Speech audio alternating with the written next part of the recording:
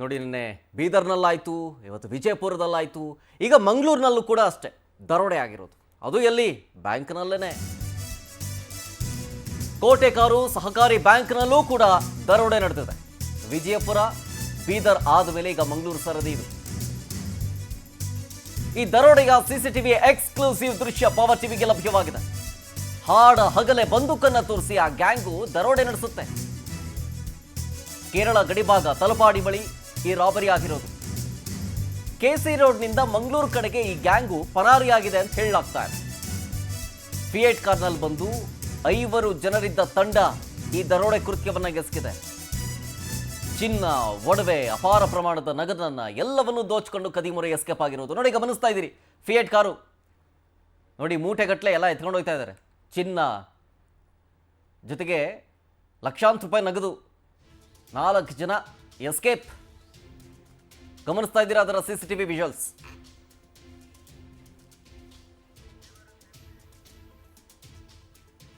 ನೋಡಿ, 4 ಜನ ಅಲ್ಲಿ ಮೂಟೆ ಎತ್ಕೊಂಡು ಕಾರ್ ಹತ್ತಿದ್ರು. ಕಾರ್ ಓಡಿಸ್ಕೊಂಡು ಹೋಗ್ತಿದ್ದವನು ಒಬ್ಬ. Total 5 members. ಚಿನ್ನ, ಒಡವೆ, ನಗದು ಎಲ್ಲ ದೋಚ್ಕೊಂಡು ಪರಾರಿ ಆಗಿದ್ದಾರೆ. ಮೊದಲು ನೋಡಿ, ಫಸ್ಟ್ ಇಬ್ಬರು ಮೂಟೆ ಎತ್ಕೊಂಡು ಬಂದರು, ಒಳಗೋಗಿ ಕೂತ್ಕೊಂಡ್ರು. ಆಮೇಲೆ ಮತ್ತಿಬ್ಬರು ಬಂದರು, 4 ಜನ ಆಯಿತು. ಡ್ರೈವರ್ ಒಬ್ಬ, 5 ಜನ ಫಿಯೇಟ್ ಕಾರ್ನಲ್ಲಿ ಎಸ್ಕೇಪ್ ಆದರು.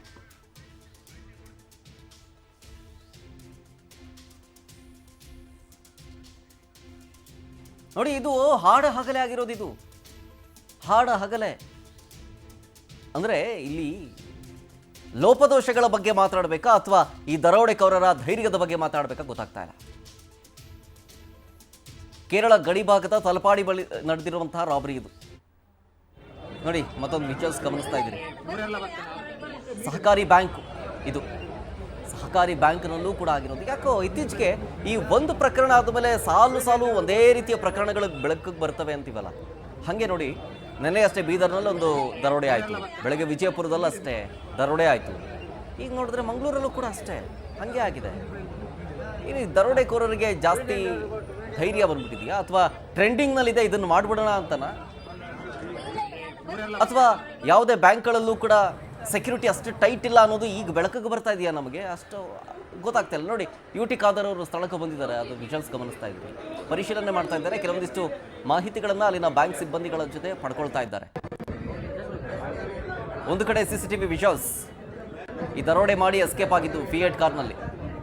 ಮತ್ತೊಂದು ಕಡೆ ದರೋಡೆಯ ನಂತರ ಸ್ಥಳಕ್ಕೆ ಪೊಲೀಸರು ಆಗಮಿಸಿದ್ರು, ಪರಿಶೀಲನೆ ಮಾಡ್ತಾ ಇದ್ದಾರೆ. ಜೊತೆಗೆ ಯುಟಿ ಖಾದರ್ ಅವರು ಕೂಡ ಸ್ಥಳದಲ್ಲಿ ಬಂದಿರೋದನ್ನು ಗಮನಿಸ್ತಾ ಇದ್ದೀರಿ ವಿಜುವಲ್ಸ್ ಅಲ್ಲಿ.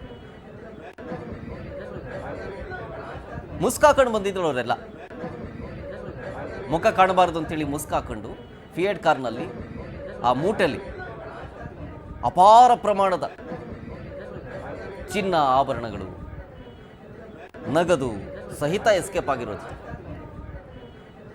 ಕೆಸಿ ರೋಡು ಅಲ್ಲಿಂದ ಮಂಗಳೂರು ಕಡೆಗೆ ಗ್ಯಾಂಗು ಪರಾರಿಯಾಗಿದೆ ಅನ್ನೋದು ಗೊತ್ತಾಗ್ತಾ ಇದೆ.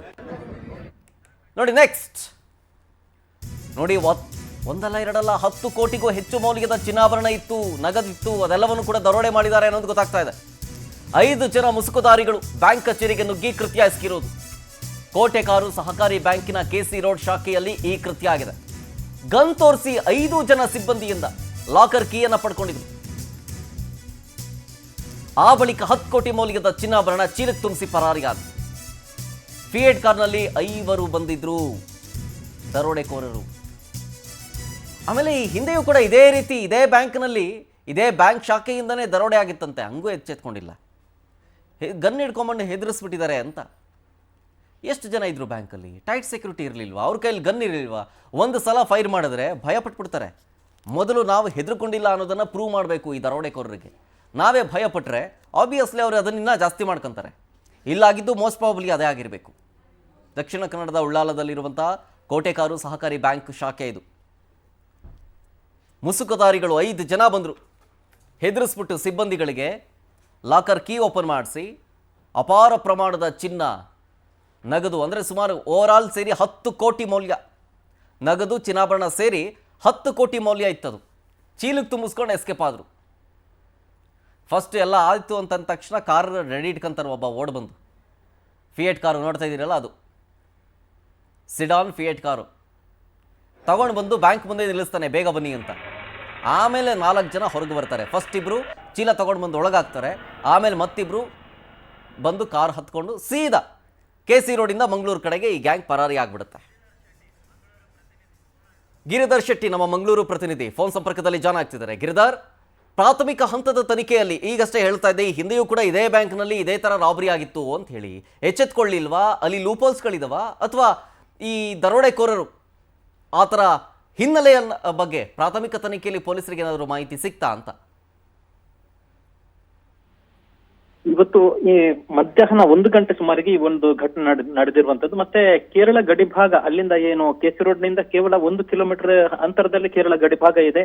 ಆದ್ರೆ ಆ ಘಟನೆ ನಡೆದ ಬೆನ್ನಲ್ಲೇ ಈ ಫಿಯಟ್ ಕಾರ್ನಲ್ಲಿ ದರೋಡೆಕೋರರು ಆ ಬ್ಯಾಂಕ್ನಿಂದ ಹೊರಬಂದು ನೇರವಾಗಿ ಮಂಗಳೂರು ಕಡೆಗೆ ಬಂದಿದ್ದಾರೆ ಅನ್ನೋ ಮಾಹಿತಿಯನ್ನು ಅಲ್ಲಿನ ಸ್ಥಳೀಯರು ನೀಡಿದ್ದಾರೆ. ಆದ್ರೆ ಉಳ್ಳಾಲ ಪೊಲೀಸರು ಮತ್ತೆ ಮಂಗಳೂರು ಪೊಲೀಸರು ಅಲ್ಲಿಗೆ ಸ್ಥಳಕ್ಕೆ ತೆರಳಿದ್ದಾರೆ. ಎತ್ತ ಹೋಗಿದೆ ಅನ್ನೋದ್ರ ಬಗ್ಗೆ ಕೂಡ ಪರಿಶೀಲನೆ ಮಾಡ್ತಾ ಇದ್ದಾರೆ. ಒಟ್ಟು ವಿಚಾರ ಏನಂದ್ರೆ ಅಲ್ಲಿ 5 ಮುಸುಕುಧಾರಿಗಳು ಎಲ್ಲರೂ 5 ಕೂಡ ಕೈಯಲ್ಲಿ ಗನ್ ಇಟ್ಕೊಂಡಿದ್ರು. ಮತ್ತೆ ಒಳಗೆ ನೇರವಾಗಿ ಬ್ಯಾಂಕ್ ಕಚೇರಿಯ ಒಳಗೆ ನುಗ್ಗಿದ್ದಾರೆ. ಆ ಒಳಗಿದ್ದ ಸಿಬ್ಬಂದಿಯನ್ನು ಬೆದರಿಸಿ ಅವರಿಂದ ಲಾಕರ್ ಕೀ ಅನ್ನು ಪಡೆದಿದ್ದಾರೆ. ಆ ಲಾಕರ್ ಕೀ ಮೂಲಕ ನೇರವಾಗಿ ಆ ಲಾಕರ್ ಇದ್ದ ಜಾಗಕ್ಕೆ ಹೋಗಿದ್ದಾರೆ. ಮತ್ತೆ ಲಾಕರ್ ಅನ್ನು ಒಡೆದು ಅಲ್ಲಿ ಅದರ ಒಳಗಡೆ ಇದ್ದ ಬಹಳಷ್ಟು ಚಿನ್ನಾಭರಣಗಳಿತ್ತು ಅನ್ನೋ ಮಾಹಿತಿ ಇದೆ. ಅದನ್ನ ಎಲ್ಲವನ್ನು ಗೋಣಿಚೀಲದಲ್ಲಿ ತುಂಬಿಸಿ ಸೀದಾ ಎತ್ಕೊಂಡು ಹೋಗಿದ್ದಾರೆ ಅನ್ನೋ ಮಾಹಿತಿ ಇರುವಂತದ್ದು. ಅದಲ್ಲದೆ ವಿಶೇಷ ಅಂದ್ರೆ ಆ ಒಳಗಿನ ಏನು ಬ್ಯಾಂಕ್ ಒಳಗಿನ CCTV ಇತ್ತು, ಆ CCTVಯ ಸರ್ವಿಸ್ ಆಗ್ತಾ ಇತ್ತು. ಅದನ್ನು ಸರ್ವಿಸ್ ಮಾಡ್ತಾ ಇರೋ ಕಾರಣದಿಂದಾಗಿ ಅದರ DVR ಇನ್ನಿತರ ಕೆಲಸಗಳನ್ನು ಕೂಡ ಮಾಡ್ತಾ ಇದ್ರು ಅನ್ನೋ ಮಾಹಿತಿ ಕೂಡ ಇದೆ. ಆ ಕಾರಣದಿಂದಾಗಿ ಒಳಭಾಗದ CCTV ಇರಲಿಲ್ಲ. ಇದರ ಬಗ್ಗೆ ಮಾಹಿತಿ ಇದ್ದವರೇ ಈ ಒಂದು ಕೃತ್ಯವನ್ನು ಮಾಡಿದ್ದಾರೆ ಅನ್ನೋ ಮಾಹಿತಿ ಕೂಡ ಮೇಲ್ನೋಟಕ್ಕೆ ತಿಳಿದು ಬರ್ತಾ ಇದೆ. ಇದರ ಬಗ್ಗೆ ಪೊಲೀಸರು ತನಿಖೆ ಮಾಡ್ತಾ ಇದ್ದಾರೆ. ಹೊರಭಾಗದಲ್ಲಿ ಕಟ್ಟಡದ ಹೊರಭಾಗದಲ್ಲಿ CCTV ಇದೆ. ಆ CCTVಯಲ್ಲಿ ಅವರು ಆಗಂತುಕರು ಯಾರು ಬಂದಿದ್ದಾರೆ ಮುಸುಕುಧಾರಿಗಳು, ಅವರು ಹೊರಗೆ ಹೋಗುವಂತದ್ದು ಮತ್ತೆ ಅಲ್ಲಿಂದ ಕಾರಿನಿಂದ ಪರಾರಿ ಆಗುವಂತದ್ದು ಕೂಡ ಆ CCTVಯಲ್ಲಿ ಪತ್ತೆಯಾಗಿದೆ. ಆದ್ರೆ ಸ್ಪಷ್ಟ ಚಿತ್ರಣ ಯಾವುದು ಕೂಡ ಖಚಿತವಾಗಿ ತಿಳಿದು ಬರ್ತಾ ಇಲ್ಲ. ಮತ್ತೆ ಅಂದ್ರೆ ಹತ್ತಿರದ CCTVಯಲ್ಲಿ ಕೂಡ ಅವರ ಚಹರೆ ಪತ್ತೆ ಆಗಿಲ್ಲ. ಆದ್ರೂ ಕೂಡ ಪೊಲೀಸರು ಆರೋಪಿಗಳ ಪತ್ತೆಗಾಗಿ ಈಗ ಶೋಧ ಕಾರ್ಯಾಚರಣೆ ಮಾಡ್ತಾ ಇದ್ದಾರೆ. ಸ್ಥಳಕ್ಕೆ ಕ್ಷೇತ್ರದ ಶಾಸಕ ಮತ್ತು ಸ್ಪೀಕರ್ ಕೂಡ ಆಗಿರುವಂತಹ UT ಖಾದರ್ ಸ್ಥಳಕ್ಕೆ ಭೇಟಿ ನೀಡಿದ್ದಾರೆ. ಪೊಲೀಸರಿಗೂ ಕೂಡ ಕೂಡಲೇ ಎಲ್ಲ ಕಡೆ ನಾಕಬಂದಿ ಮಾಡಿ ಯಾರು ಆರೋಪಿಗಳಿದ್ದಾರೆ ಅವರನ್ನು ಪತ್ತೆ ಮಾಡುವಂತೆ ಈಗ ಒಂದು ಸೂಚನೆಯನ್ನು ಕೂಡ ನೀಡಿದ್ದಾರೆ. ಯಾಕಂದ್ರೆ ಈಗಾಗಲೇ ನಿನ್ನೆ ಸಂಜೆ ಬೀದರ್ನಲ್ಲಿ ಆಗಿತ್ತು, ಅನಂತರ ನಿನ್ನೆ ರಾತ್ರಿ ವಿಜಯಪುರದಲ್ಲಿ ಕೂಡ ಅಂತಹದ್ದೇ ದರೋಡೆ ಪ್ರಕರಣ ಆಗಿತ್ತು. ರಾಜ್ಯಾದ್ಯಂತ ಅಂದ್ರೆ ರಾಜ್ಯದ ಒಂದು ತುತ್ತತುದಿ ಬೀದರ್ನಲ್ಲಿ ಮತ್ತೆ ವಿಜಯಪುರದಲ್ಲಿ ಆದ ನಂತರ ಈಗ ದಕ್ಷಿಣ ಕರ್ನಾಟಕದ ತುತ್ತತುದಿ ಎನ್ನಬಹುದಾದ ಮಂಗಳೂರು ಮತ್ತೆ ಅದರಲ್ಲೂ ಕೂಡ ಕೇರಳ ಗಡಿಭಾಗದಲ್ಲಿ ಒಂದು ಕೃತ್ಯ ಆಗಿರುವಂತದ್ದು. ಹೀಗಾಗಿ ಬಹಳಷ್ಟು ಕಾನೂನು ಸುವ್ಯವಸ್ಥೆಯಲ್ಲಿ ಲೋಪ ಆಗಿದೆಯಾ ಅನ್ನೋ ಮಾಹಿತಿ ಒಂದು ಶಂಕೆ ಕೂಡ ಎದುರಾಗಿರುವಂತದ್ದು. ಹೀಗಾಗಿ ಪೊಲೀಸರು ಕಟ್ಟುನಿಟ್ಟಿನ ಕ್ರಮ ಜರುಗಿಸಬೇಕು ಅನ್ನೋ ಒಂದು ಸೂಚನೆಯನ್ನು UT ಖಾದರ್ ನೀಡಿರುವಂತದ್ದು. ಅಲ್ಲದೆ ಮಂಗಳೂರಿಗೆ CM ಸಿದ್ದರಾಮಯ್ಯ ಕೂಡ ಆಗಮಿಸಿದ್ದಾರೆ. ಬೇರೆ ಬೇರೆ ಕಾರ್ಯಕ್ರಮಗಳಲ್ಲಿ ಪಾಲ್ಗೊಂಡಿದ್ದಾರೆ. ಇದೇ ಸಂದರ್ಭದಲ್ಲಿ ಮಂಗಳೂರಿನಲ್ಲಿ ಇಂತಹದ್ದೇ ಒಂದು ದರೋಡೆ ಕೃತ್ಯ, ಅದರಲ್ಲೂ ಕೂಡ ಹಾಡಹಗಲೇ ಈ ಒಂದು ಗನ್ ತೋರಿಸಿ ಬ್ಯಾಂಕ್ ಅನ್ನು ಲೂಟಿ ಮಾಡಿರುವಂತಹ ಕೃತ್ಯ ನಡೆದಿರುವಂತದ್ದು. ಅದೊಂದ್ ಕಡೆ ಗಿರಿಧರ್, ಇವರು ಮಾಡಿರುವಂತಹ ದರೋಡೆಯನ್ನ ಗಮನಿಸ್ತಾ ಇದ್ರೆ ಇದೇನ್ ಸಡನ್ ಆಗಿ ಆಗಿರೋದಲ್ಲ. ಮೋಸ್ಟ್ ಪ್ರಾಬಬ್ಲಿ 1 ವಾರ 2 ವಾರದಿಂದ ಪಕ್ಕಾ ಪ್ಲಾನ್ ಮಾಡ್ಕೊಂಡೆ ಬ್ಯಾಂಕ್ಗೆ ಒಂದ್ಸಲ ವಿಸಿಟ್ ಕೊಟ್ಟೆ ಮಾಡಿರ್ತಾರೆ. ಆ ಸಂದರ್ಭದ್ದೇನಾದ್ರೂ CCTV ವಿಜುವಲ್ಸ್ಗಳು ಸಿಗಬಹುದಾ? ಯಾವತ್ತಿಂದ ಅದು ಸರ್ವಿಸ್ಗೆ ಇಟ್ಟಿದ್ದು? ಜೊತೆಗೆ ಈ ನಮಗೆ ಸಿಕ್ಕಿರೋ ವಿಜುವಲ್ಸ್ ಅಲ್ಲಿ ಗಾಡಿ ನಂಬರ್ ಕಾಣಿಸ್ತಿಲ್ಲ, ಅದು ರಿಜಿಸ್ಟ್ರೇಷನ್ ಯಾವ್ದ್ರದ್ದು ಏನಾದ್ರು ಅನ್ನೋದು ಪೊಲೀಸರಿಗೆ ಏನಾದ್ರು ಮಾಹಿತಿ ಸಿಗ್ತಾ ಅಂತ? ಅದರ ಬಗ್ಗೆ ಇನ್ನೂ ಕೂಡ ಮಾಹಿತಿ ಗೊತ್ತಾಗಿಲ್ಲ. ಅದರ ಆ ಸ್ಪಾಟ್ ನಲ್ಲಿ ಇರುವಂತಹ ಹೊರಭಾಗದ ಅಂದ್ರೆ ಕಟ್ಟಡ ಹೊರಭಾಗದ CCTVಯಲ್ಲಿ ಈಗ ಆ CCTV ನಮಗೂ ಕೂಡ ಸಿಕ್ಕಿರುವಂತದ್ದು. ಆ ನಂತರದ ನೆಕ್ಸ್ಟ್ ಕಟ್ಟಡ ಅಥವಾ ಅಲ್ಲಿ ಮುಂದೆ ಹೋಗಿರುವಂತಹ ಕಾರಣ ಸ್ಪಷ್ಟ ಚಿತ್ರಣ ಸಿಗಬಹುದು, ಅಲ್ಲಿ ಆ ಗಾರ್ಡ್ನ ನಂಬರ್ ಕೂಡ ಸಿಗಬಹುದು. ಆದ್ರೆ ಯಾರು ಆಗಂತುಕರು ಬಂದಿದ್ದಾರೆ, ಮುಸುಕುಧಾರಿಗಳಿದ್ದಾರೆ, ಅವರ ಸ್ಪಷ್ಟ ಚಹರೆ ಲಭ್ಯ ಆಗಿಲ್ಲ. ಅಂದ್ರೆ ಬ್ಯಾಂಕ್ ಒಳಗಡೆ ಇದ್ದಂತಹ CCTVಯನ್ನು ಸರ್ವಿಸ್ ಮಾಡ್ತಾ ಇದ್ರು, 2 ದಿನಗಳಿಂದ ಸರ್ವಿಸ್ ಆಗ್ತಾ ಇದೆ ಅನ್ನೋ ಮಾಹಿತಿ ಕೂಡ ಇದೆ. ಹೀಗಾಗಿ ಆ ಬ್ಯಾಂಕ್ ಬಗ್ಗೆ ಮಾಹಿತಿ ಇದ್ದವರೇ ಈ ಕೃತ್ಯದ ಹಿಂದೆ ಇರಬಹುದು ಅನ್ನೋ ಶಂಕೆ ಎದುರಾಗಿರುವಂತದ್ದು. ಯಾಕಂದ್ರೆ ಬ್ಯಾಂಕ್ನ ಒಳಭಾಗದಲ್ಲಿ CCTV ಇಲ್ಲ ಅನ್ನೋ ಕಾರಣಕ್ಕಾಗಿ ನೇರವಾಗಿ ಮುಸುಕುಧಾರಿಗಳು ಒಳಗಡೆ ನುಗ್ಗಿದ್ದಾರೆ. ಅದರಲ್ಲೂ ಕೂಡ ತಮ್ಮ ಮುಖಕ್ಕೆ ಮುಸುಕು ಹಾಕೊಂಡಿದ್ರು. ಮತ್ತೆ ಯಾರು ಬ್ಯಾಂಕ್ನಲ್ಲಿ ಸಿಬ್ಬಂದಿ ಇದ್ದಾರೆ, ಮಹಿಳಾ ಸಿಬ್ಬಂದಿ ಹೆಚ್ಚಿದ್ದಾರೆ ಅನ್ನೋ ಮಾಹಿತಿ ಕೂಡ ಅವರಿಗೆ ತಿಳಿದಿರುವ ಸಾಧ್ಯತೆ ಇದೆ. ಅವರನ್ನೇ ಗುರಿಯಾಗಿಸಿ ಅವರನ್ನು ಬೆದರಿಸಿದ್ದಾರೆ, ಗನ್ ತೋರಿಸಿ ಬೆದರಿಸಿ ಅವರಿಂದ ನೇರವಾಗಿ ಕೀ ಪಡ್ಕೊಂಡಿದ್ದಾರೆ. ಅಲ್ಲದೆ ಬ್ಯಾಂಕ್ನ ಹೊರಭಾಗದಲ್ಲಿ ಯಾವುದೇ ಶಸ್ತ್ರ ಸಹಿತ ಅಂದ್ರೆ ಗನ್ ಇರುವಂತಹ ಅವರು ಸೆಕ್ಯೂರಿಟಿ ಗಾರ್ಡ್ ಕೂಡ ಇರಲಿಲ್ಲ ಅನ್ನೋ ಮಾಹಿತಿ ಕೂಡ ಈಗ ತಿಳಿದು ಬಂದಿರುವಂತದ್ದು. ಹೀಗಾಗಿ ಪೊಲೀಸರು ಅದ್ರ ಬಗ್ಗೆ ತನಿಖೆ ಕೂಡ ಮಾಡ್ತಾ ಇದ್ದಾರೆ. ಒಟ್ಟು ವಿಚಾರ ಏನಂದ್ರೆ ಈ ಹಿಂದೆ ಕೂಡ ಅದೇ ಬ್ಯಾಂಕಿನಲ್ಲಿ ಇಂತಹದ್ದೇ ಇದೇ ಮಾದರಿಯಲ್ಲಿ ಗನ್ ತೋರಿಸಿ ಮತ್ತೆ ತಲವಾರು ತೋರಿಸಿ ಚೂರಿ ತೋರಿಸಿ ಒಂದು ದರೋಡೆ ಪ್ರಕರಣ ನಡೆದಿತ್ತು. ಅದರಲ್ಲೂ ಕೂಡ ಯಾರು ಆರೋಪಿಗಳಿದ್ದಾರೆ ಅವರನ್ನು ಸ್ಪಷ್ಟವಾಗಿ ಪೊಲೀಸರು ಬಂಧನ ಮಾಡಿರ್ಲಿಲ್ಲ ಅನ್ನೋ ಮಾಹಿತಿ ಕೂಡ ಈಗ ತಿಳಿದು ಬರ್ತಾ ಇದೆ. ಇನ್ನಷ್ಟೇ ಅದರ ಯಾವ ರೀತಿ ನಡೆದಿತ್ತು ಮತ್ತೆ ಅದರಲ್ಲಿ ಯಾರು ಆರೋಪಿಗಳಿದ್ರು ಅನ್ನೋದು ಕೂಡ ಇನ್ನು ತಿಳಿದು ಬರಬೇಕಷ್ಟೇ. Okay, thank you Giridhar ಡೀಟೇಲ್ಸ್ಗಾಗಿ.